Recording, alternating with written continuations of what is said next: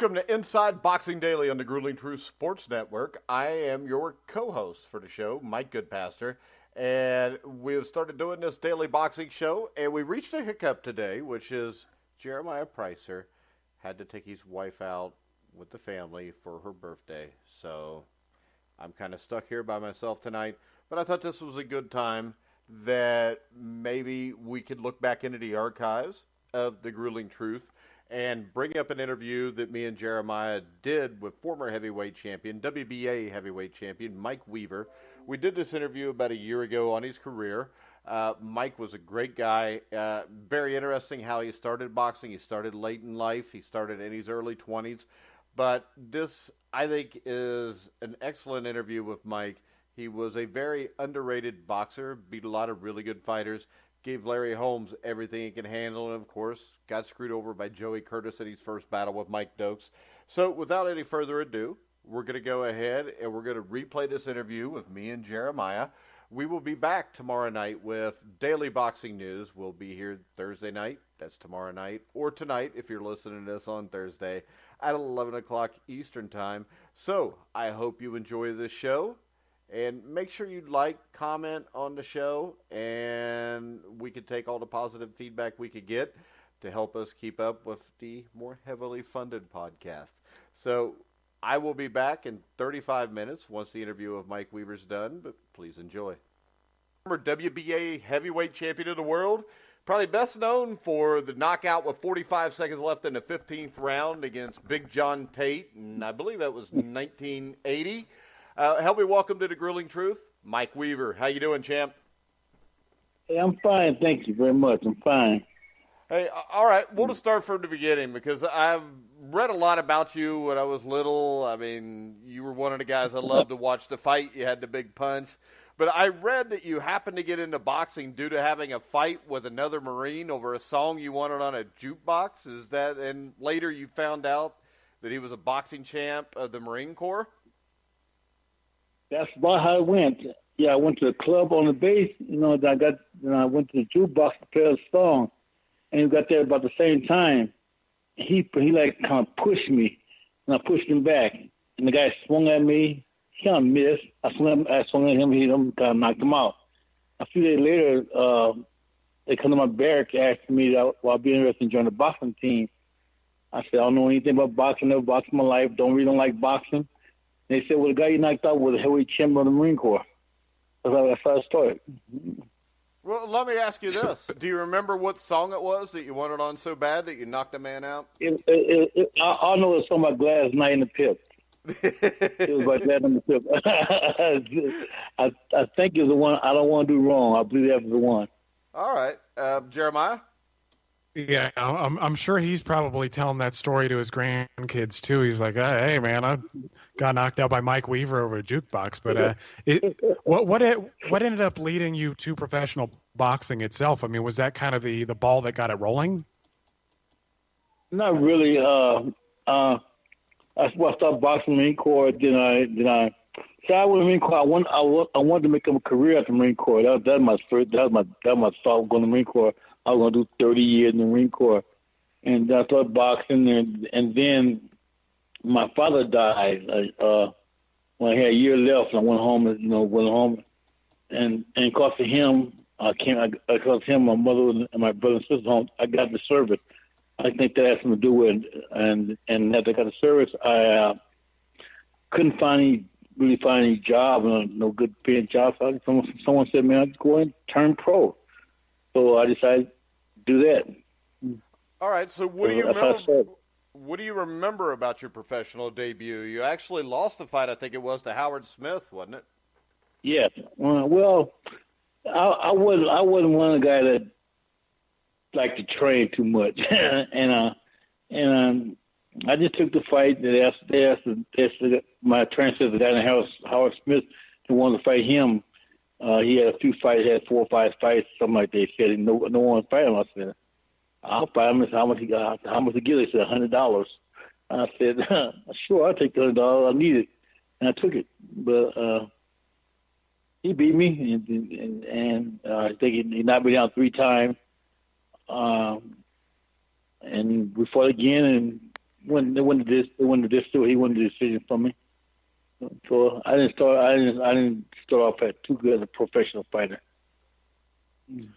Yeah, you end up losing half of your first 12 fights. Was it just a matter of not wanting to train? I mean, is that what kind of led to the slow start in your career? Yeah, it was like that. It was not really taking fighting seriously, not really training. I remember Ken Norton telling me, while working Ken Norton told me, Michael, if you take the fighting serious, man, you can do something. Cause he spoiled Ken Norton. He said, you don't take the game seriously. You take the game seriously, train, man. You may make some money yourself. But him telling me that kind of put a spark there, and I kind of took it seriously, a little more serious. Yeah, and in 1974, you lost by a 7th-round TKO or KO to Dwayne Bobbick. I know that I read that you guys had fought in the amateurs. What do you remember about your fights with Bobbick? Well, and matter of fact, I'm from an amateurs. He was on like a 45 wins box streak. 45. I think I had 3 fights. He won the decision. Then we fought again a pro, and which he cut. He cut my right eye. I had a cut eye, and they didn't stop it. My trainer, my corner stopped the fight because my eye was bad. But that's all I remember of him, because I knew him in the Marine Corps. I mean, in the Navy. He was in the Navy, I was in the Marine Corps, and that's why I first encountered each other. And then you ended up running off a streak of 8 after that, which led to a couple big fights against contenders like Stan Ward and Leroy Jones, who had a significant weight advantage over you. Can you talk to us a little bit about? Yeah, do you remember those 2 bouts at all? Sure do. I sure do. Yeah, I remember Stan Ward fight where we fought in Sacramento in his hometown, which I thought I won the fight. It wasn't 12-round decision. I thought I won the fight, but they gave it to him in his hometown. And same fight, Leroy Jones in Vegas, which I thought I won the fight also. And that it went 12 rounds. They gave it to him too. But that's all I remember. Then I did fight Stan Ward again two times after that. But I never fought Leroy Jones afterward. But I did thought we got robbed. Everybody said I got robbed, and I did. But and I think I fought Leroy Jones weighed 202. He weighed 270. Yeah, Leroy was a big dude. I mean, even when he got a shot at Holmes, he was overweight. Right. Now, the fight I remember most with you, at least early on, where you really came into consciousness with me, was you fought a big puncher from Colombia by the name of Bernardo Mercado. He was a good fighter, but was he the biggest puncher you ever faced? Because I think a lot of people forget about Mercado. They just kind of remember Spinks beating him on the Ali Holmes undercard.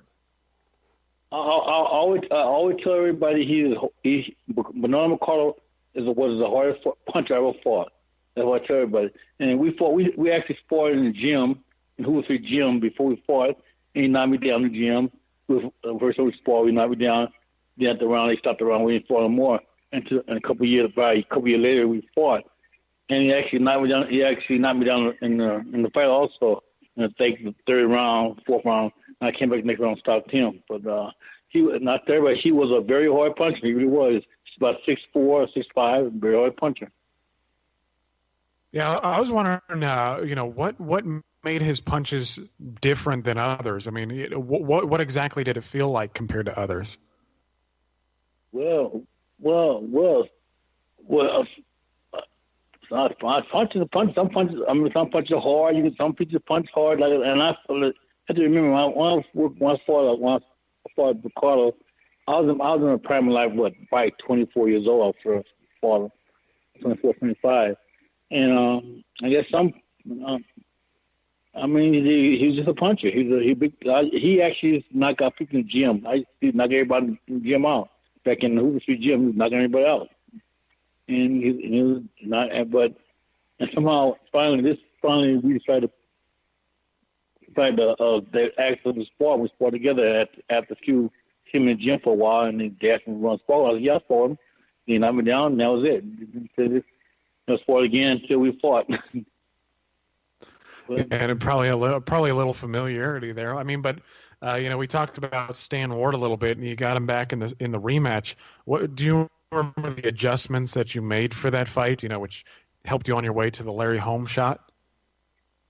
Like with what Stan Ward, like I said, I thought first fight, I thought I really beat him, and I had him hurting in trouble. And I remember I was through for 205 pounds for that fight. He was about 230. But they gave it to him. Then we fought again, and I stopped him in the eighth round, and that led to come up to their own fight. So, all right, so when you go into the Holmes fight, pretty much nobody gave you a chance. They looked at the record. They saw the amount of losses you had. I don't think anybody took into effect how early in your career that was. And on that night, on a national stage, I mean, what do you remember? You're fighting Larry Holmes at Madison Square Garden. I think Duran Palomino was the semifinal bout to that. And you're in the ring with Larry Holmes with a shot to win the biggest prize in in sports at the time. Yes, I was excited about the fight, and I told everybody, said, "Well, if I Larry Holmes," I said, "Well, I'm not scared of him. I'm gonna give him a fight. I'm gonna fight him." But and I was very up for the fight. I think TV wouldn't, but a certain was probably one date, and I think TV wouldn't buy the fight, so HBO bought the fight. And I know Don King said we're getting this amount of money the first time. Then he said, "Well, since nobody won't buy the fight, and you're not known, I'm gonna spend $25,000. I'm getting $25,000 less." And we made the fight. Came to $50,000.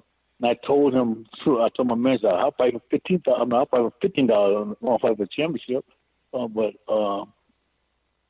was an opportunity, and I want to prove to people that I was a worthy contender, a worthy fighter. And I said, like I told people, I may not beat him, but he'll know he's been in a fight. Yeah, and he certainly knew that. After that, you got a win over Scott Ledoux, and then he ended up getting a chance against WBA champion John Tate. And, of course, he won most of the first 12 rounds, if not all. But, you started to carry the fight to him. And he started to carry the fight to him. And, that led to one of the most improbable finishes that, me and Mike have ever seen when he knocked him out 45 seconds left in the fight. Were you just confident that you were eventually going to get to him? I mean, and how did that night affect your life? I went around telling everybody I'm going to win the championship. I'm going to be champion. I'm going to fight John Tate. I'm before the fight. I'm going to be the championship. And during the at the 14th round, my manager said, "You told everybody you're going to be champion. You have 3 minutes to do it." But like I said, I just had confidence I was going to beat Tate. Because I told everybody I'm going to be champion. But after I got in there, it didn't look too good. And around the 14th round, man, which waiting for, I couldn't get my punches off.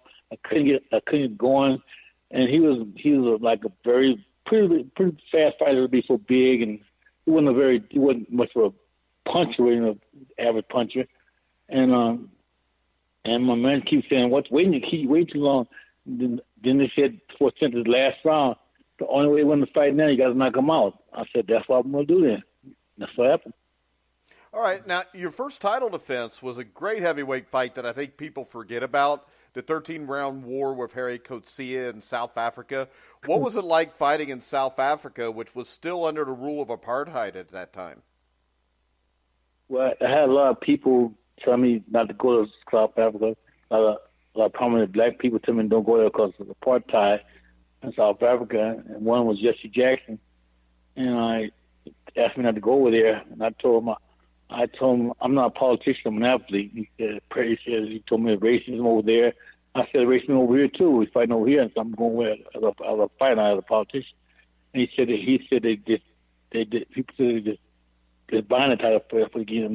That's why they're paying that amount of money. They're going to buy the title from you. You can't win in South Africa. And I really, matter of fact, South Africa probably the fight that I trained the hardest for was that fight. I know it would be under a lot of pressure. I knew Coach was a good Gary was a good fighter and a very strong puncher, and I really trained hard for the fight. And and do what I had to do. Now, Coetzee was known as having a bionic right hand. How did he compare to Mercado punching power wise? I think Mercado edged him out just a little bit. Yeah. I think Mercado edged Gary out of punching power.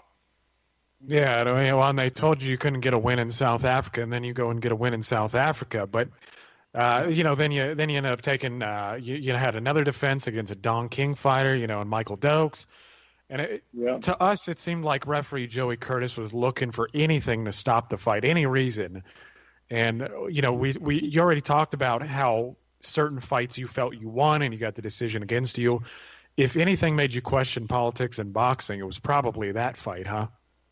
It did, and people don't know this, but Joey Curtis actually betted on the fight. Yeah, he bet on a first-round knockout, didn't he? Yeah, he bet the fight wouldn't go past first. Yeah, he bet on a first-round knockout. People don't know that. Yeah, and then he bet on the fight a first-round knockout, and then he go referee the fight and stopped in the first round. Yeah, and then you get a second shot. They give you a shot 5 months later. The second fight, if anybody watches that fight, it's obvious you've won the fight, and it ends up scored a draw. I mean, my question to you is this. Did you ever think about retiring after you get screwed over a second time like that? Yeah. Yeah, go ahead. Okay. Matter of fact, that fight, after the second dose fight, I really lost a lot in me for as a boxing. It's just like, it's not fair, and like I didn't care no more. I mean, just like, didn't want, I don't know, it's just that staying inside me that, God, everybody against you can't win. So just like I still box, but yes, it wasn't there no more. A lot of fights wasn't there no more. Yeah, and I mean, to me, watching you, I always took it that way because you were still a really good fighter, but it didn't look like you had the fire that you had against Coetzee, against Tate. It just looked like a little bit of maybe the fun was taken out of it for you, and it was just a business. Yes. That's just what it was. That's how you put it. It wasn't. It didn't have it on. We just wouldn't care that I fight for $1, $2 here, $1 there, but like this didn't really click.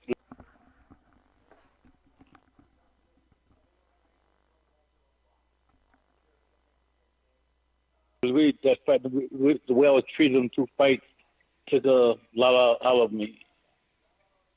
Yeah, and what's crazy, Mike Goodpaster, is that this is the second fighter that we've had on who said the exact same thing. So we had a guy named Bones Adams on, a smaller fighter, and he was a damn good fighter in his day, but he felt like he was robbed a couple times, and he said the exact same thing, that the wind was just taken out of his sails because of boxing politics. You're constantly getting screwed over. Exactly. And people I know what you're talking about. Yeah. Mm-hmm. Yeah, and I think that happens a lot, and unfortunately, it still happens today. Yeah, it does. It really does. It's the only sport where you can watch it for 36 minutes and know who won, but yet the other guy can be declared the winner. That would be like the Super Bowl last year. New England scores to win the game, and when the clock runs out, the officials give the trophy to the Falcons. But I guess if the officials got really long hair and a manslaughter charge in Cleveland in the 50s, I guess it's acceptable. Yeah, I don't know. Right, Jeremiah? Yeah. Yeah, no, it's just disappointing that it happens so often, and and that we all acknowledge it. I mean, we all know what's going on. I mean, but anyways, after that, you ended up getting a shot against Pinklin Thomas for a title, and you lost a tough fight, and you stopped in the 8th round. How good a fighter was Thomas? Because he looked pretty good to me. Tom was a good fight. It really was. But like I said, it wasn't the same Mike Weaver in there. Except in the other time. I think I was 35 years old at the time. not taking anything from Stephen Thomas because we're very good friends today.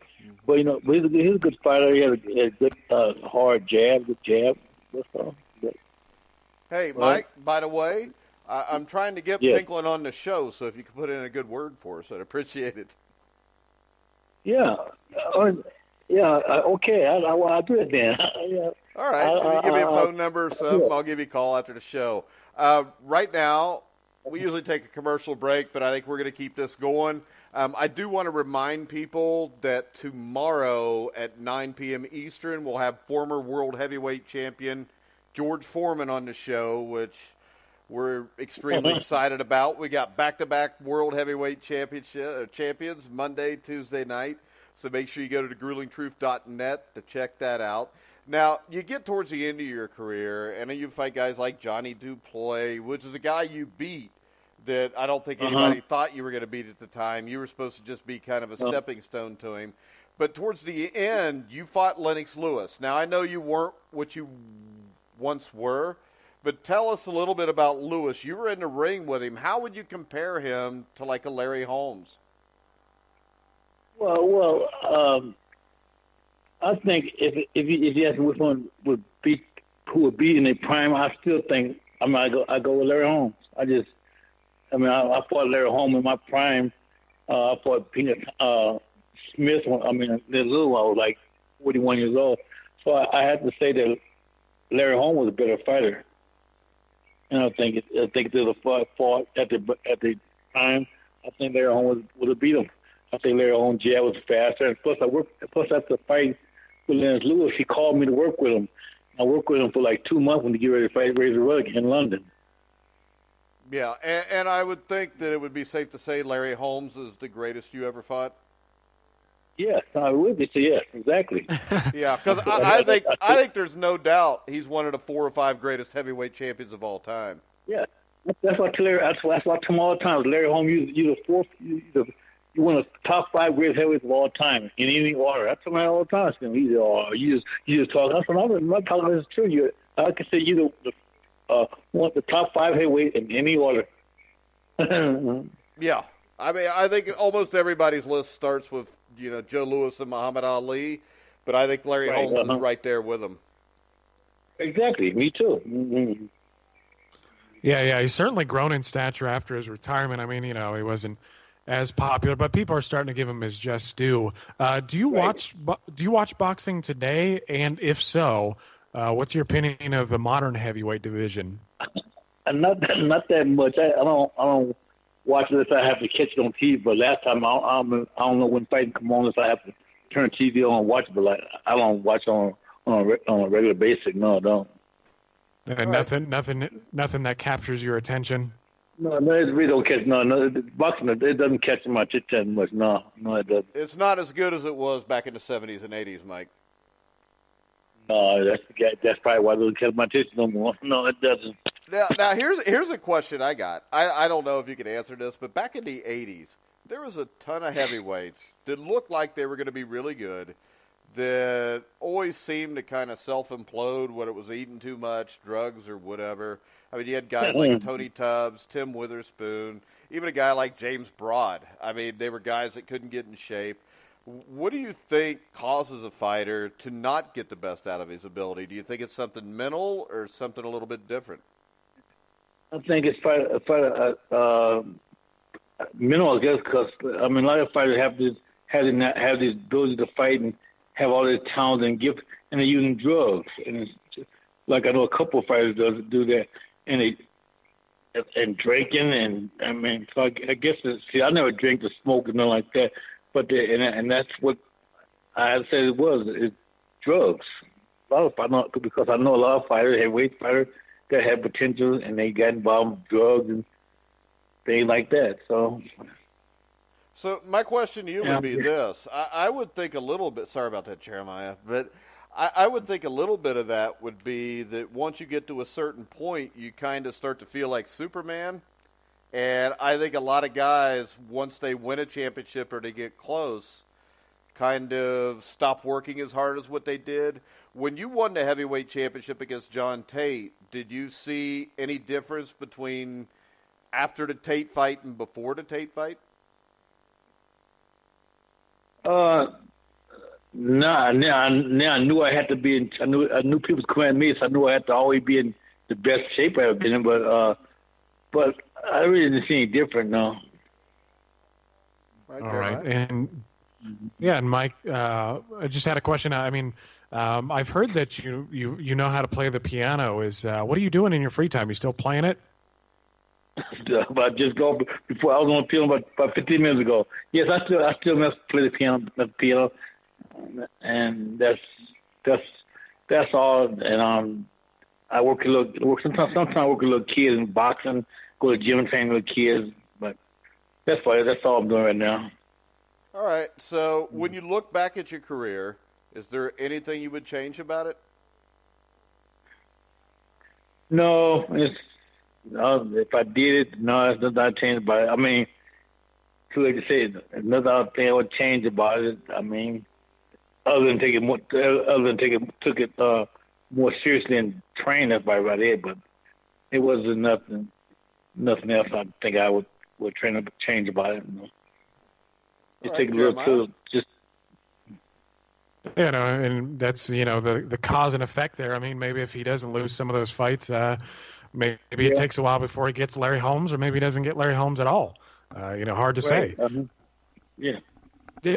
I was just going to ask one other question, because I know you were an excellent athlete in high school. I mean, did you ever want to go? Did you ever want to do another sport? I mean, did you have football in mind, or track and field, or? I ran track. I ran track, and I like football. And boxing was nowhere. Nowhere. And I even thought about boxing. That was nothing I ever thought about. But my sports, I like football. I used to run track, and that was it. Well, do this for me, Mike. I know Jeremiah is tall and skinny, and he wants to get muscles. Do you have any pointers for him on maybe getting some guns like you got?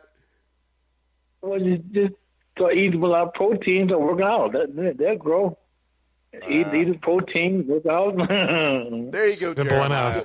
Because Jeremiah's a young one. So, what year were you born, Jeremiah? I was born in 1985. Ooh. Oh, 30. Oh, yeah. 32 years old.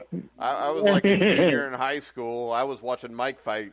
And still one of my favorites was the one-shot knockout of Carl the Truth Williams, because I don't think anybody expected that. Yeah, I remember that one. And wasn't that on the undercard to Tyson Ferguson?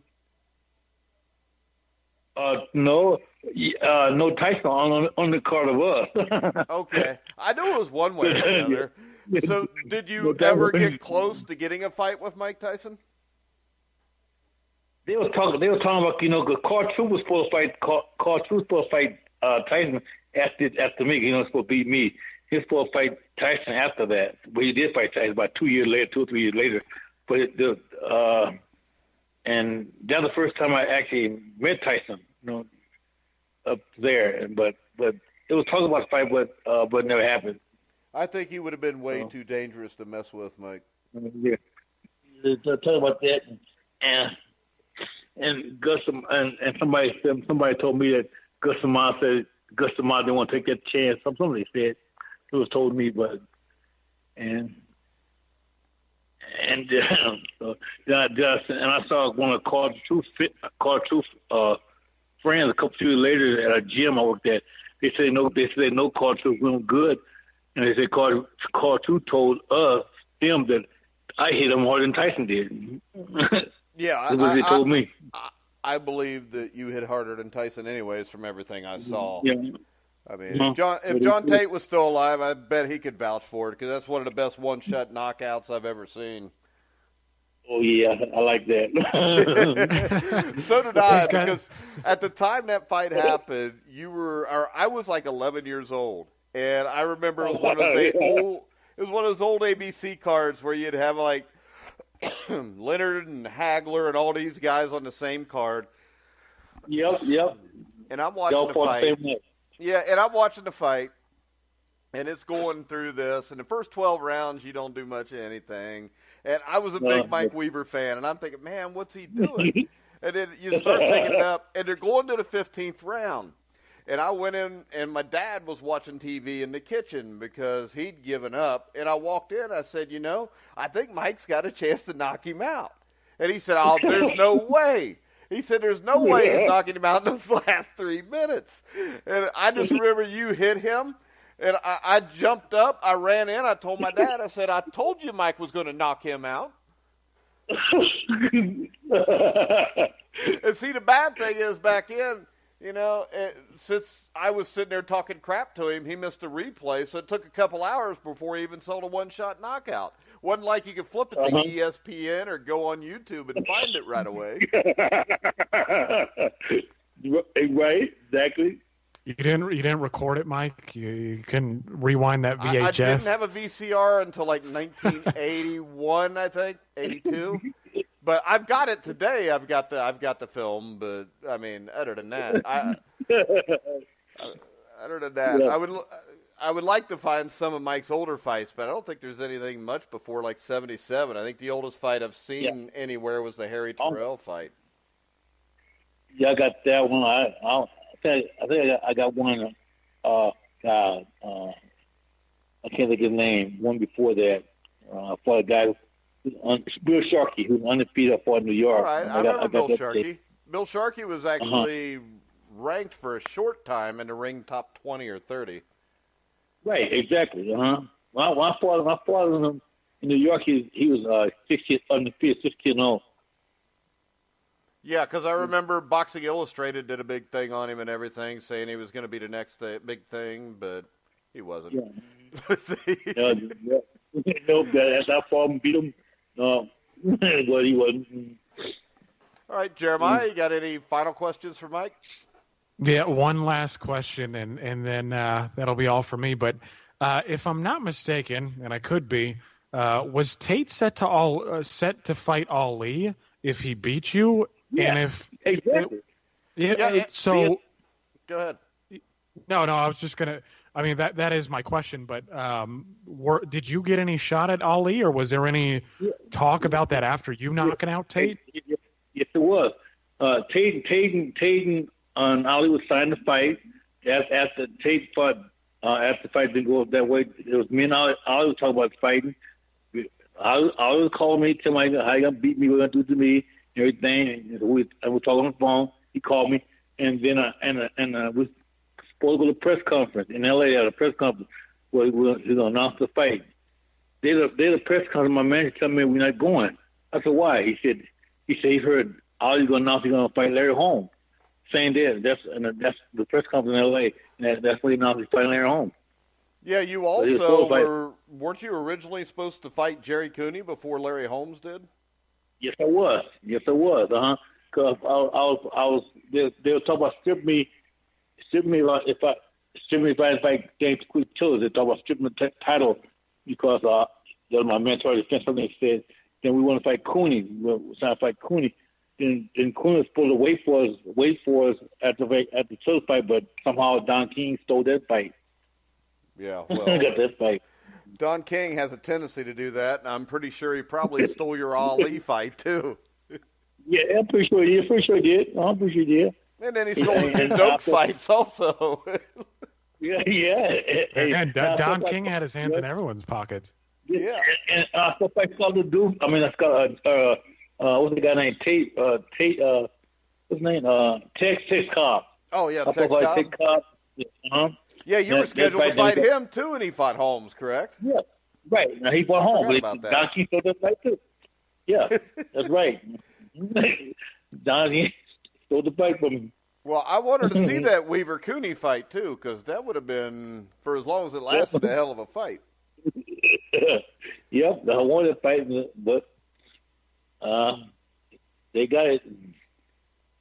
Hey, look, Mike, it was an absolute honor to have you on the show tonight. We wish you nothing but the best, and hopefully we can have you on again at some point. Anytime you want to, I'm available for it. Anytime. All right. Hey, thanks a lot, Mike. Much appreciated. Okay, thank you. All right.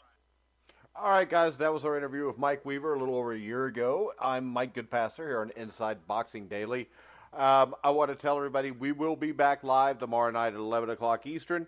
And it seems like Bob Arams broke a lot of news today. One by claiming he didn't like the way Triple G acted, so they decided not to deal with him at Top Rank. Could be the fact that there's just nobody at Top Rank outside of Rob Brandt and maybe Gilberto Ramirez for Triple G to fight. Also, Joe Joyce, we found out today Abel Sanchez turned down a fight with Luis Ortiz. We'll have that and a bunch more tomorrow night with me and Jeremiah on Inside Boxing Daily. We'd love for you guys to go on iTunes, iHeart, Spreaker, Stitcher, wherever you can rate us, comment. Please feel free to do that. On Twitter, you can follow us at Grilling Truth or just for the boxing at TGTN Boxing. So if you have any questions for me and Jeremiah or any show ideas, or if we say something that you think is just totally out of line and you want to argue with us about it, we'd love to have you on. But for tonight, we're going to go ahead and wrap it up here on Inside Boxing Daily. Remember, you can hear all of our shows on iHeartRadio, iTunes, Spreaker, Stitcher, TuneIn, YouTube, wherever you find sports podcasts, you'll find The Grilling Truth. So, for Mike Weaver, Jeremiah Priesser, I'm Mike Goodpaster. You've been listening to The Grueling Truth, where the legends speak.